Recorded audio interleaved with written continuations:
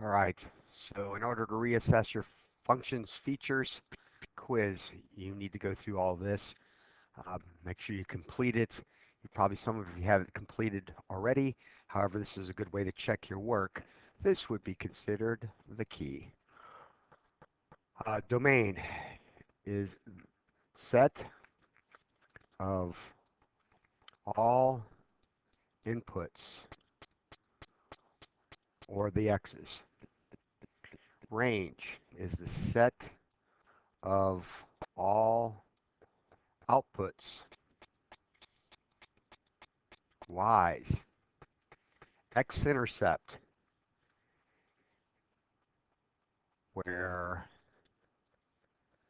sorry, let's write this better than that. X where y equals 0. The y-intercept is y where x equals 0. In behaviors, mostly you'll see the exponential models. So what you're looking for is y will approach negative infinity, y will approach positive infinity, or it will be an asymptote. And an asymptote is where it levels, the y value for which it levels. Maximum, highest,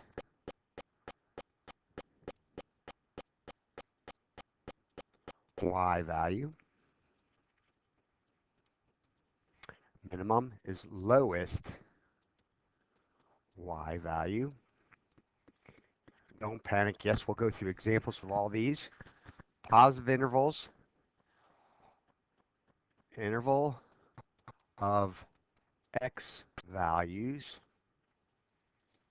where y's are positive.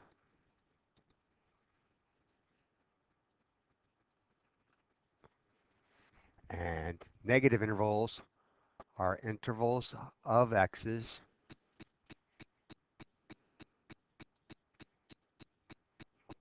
where y's are negative. Increase intervals, intervals of x values where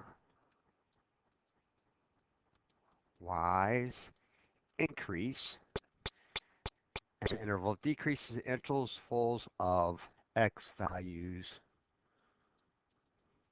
where y's decrease or go down. All right, examples. Start with this graphic one. We're going to start with just domain, and you got 3 different examples. 2 of them are graphs and one's a table. So if I remember what domain is, and that's your job, is to remember all those formulas up top. If I remember my formulas, domain is supposed to be all possible x values. My x's, the lowest x I have is right there. It's -4. The graph has all these x values. All along here, there's x values. And I keep having x values till I get to here. So my domain is -4 to 6. And yeah, I bracketed it because those are closed dots on the end. On the same graph, if I'm going to look at ranges, I remember that I'm looking at all the possible y values. So I start with a minimum number, minimum y, which is right here at -3. And I have all these y values, and I get to this one. That happens to be the largest y value, or my maximum. So my range is -3 to 3. Again, the points were there. It wasn't an open dot, so I have brackets. Second example, and if you can pause and try it yourself, I suggest you do so. Domain here, the lowest x is -3. uh-oh, I have an arrow. That means I keep going with all these x's, and I keep going, and the x's just keep going to the right. So that means I'm going to bracket the -3 and go off into infinity, and you can never bracket an infinity. Your range is start with your lowest. Your lowest is -3, and you have all these y values, but they just keep going up. So bracket -3 to infinity. Now, when you have a table, all you're doing is listing out the x's and the y's. So your domain is your x's. So it's the set -1, 3, 4, 6, 8. Make sure they're in order, and they are from lowest to the biggest. And in this one, they're not in order.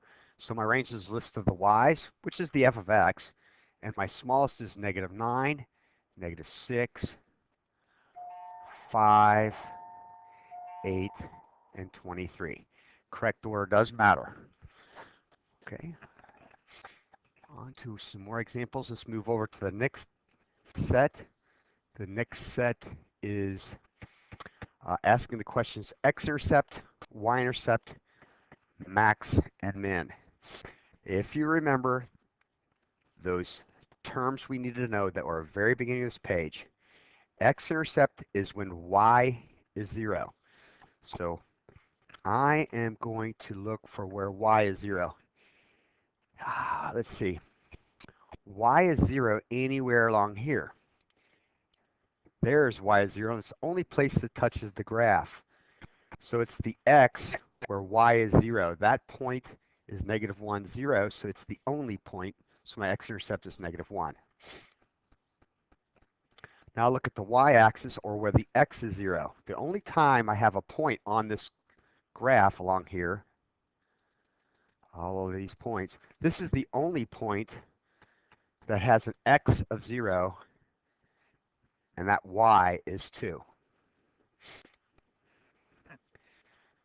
Maximum, if you remember your terms, the maximum is the largest y value.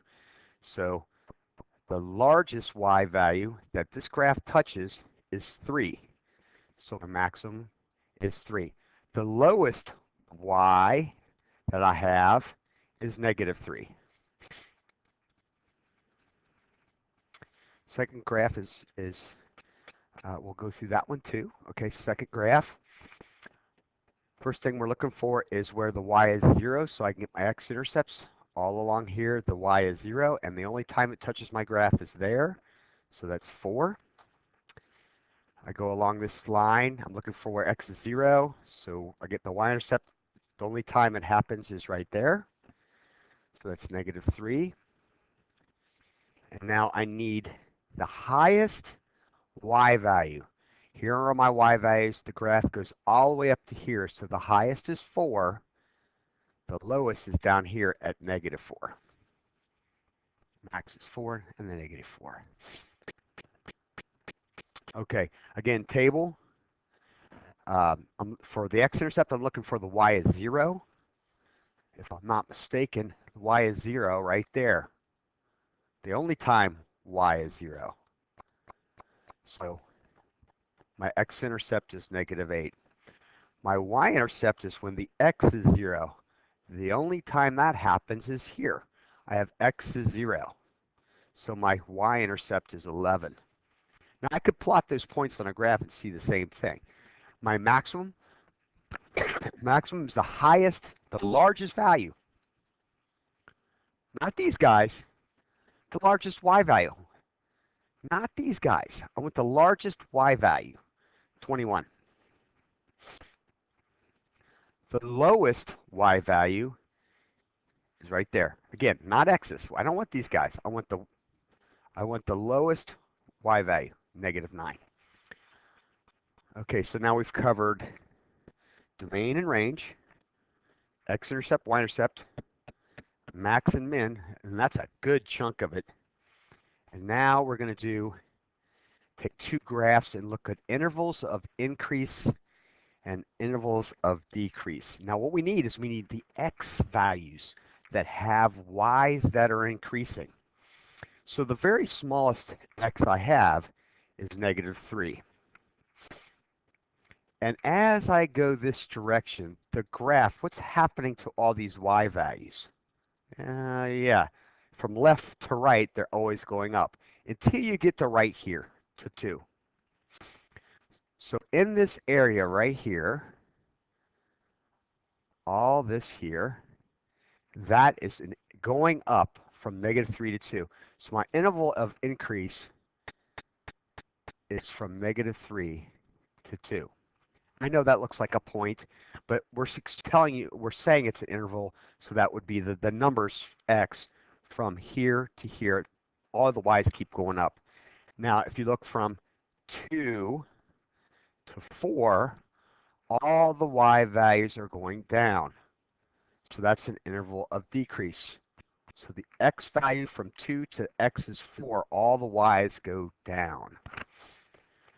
On your second picture, your second graph, I'm starting at -3, but if I look at the graph, all the y's keep going down until I get to this x value.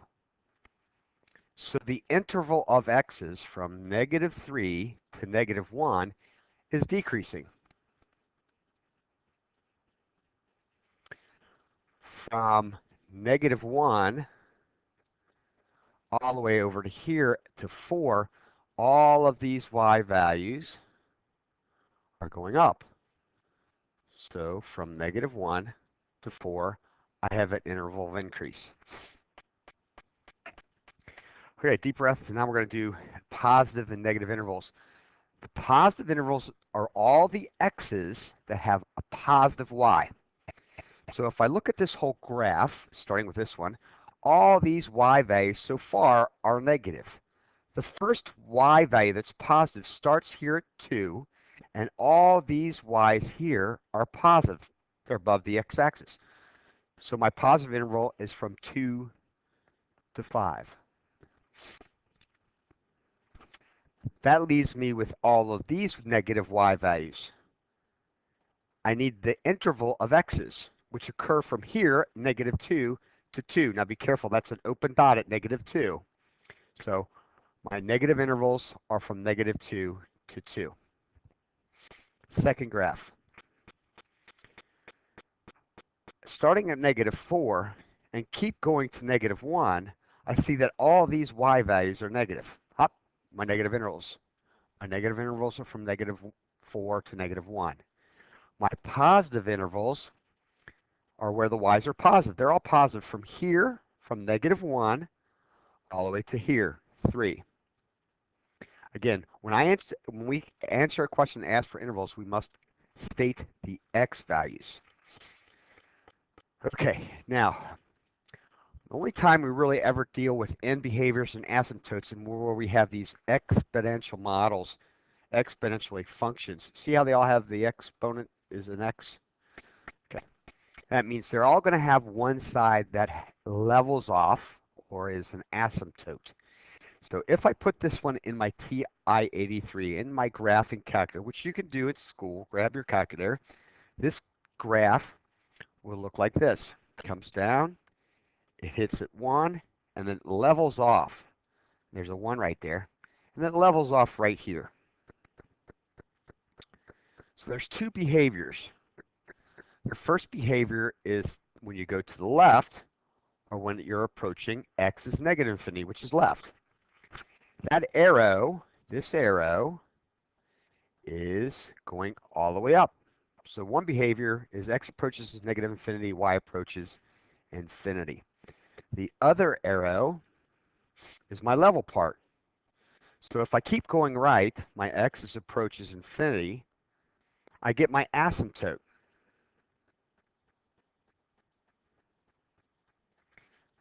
Where it levels, and it levels at 0.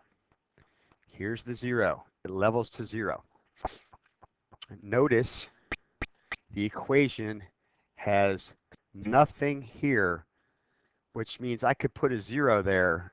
That will correspond to that 0. Next one, if I graph that one, it will look like, it'll go down just like the other one did. It crosses at -4 and then levels off. So it levels off here at -5 and -4. Now that's if I put it my TID3. Now, you might have known that it's going to have an asymptote right here at -5. Gee, there's a -5 right there.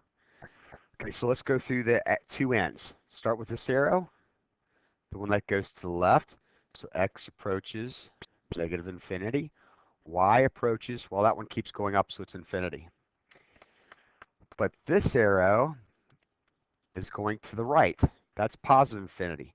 This one is your asymptote, which means where does it level? It levels at y equals -5. Now the last one, it's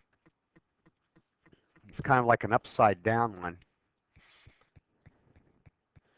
And if I'm not mistaken, and if I put this in my calculator, it'll come up, it'll go through 3, and then it'll level off at 4.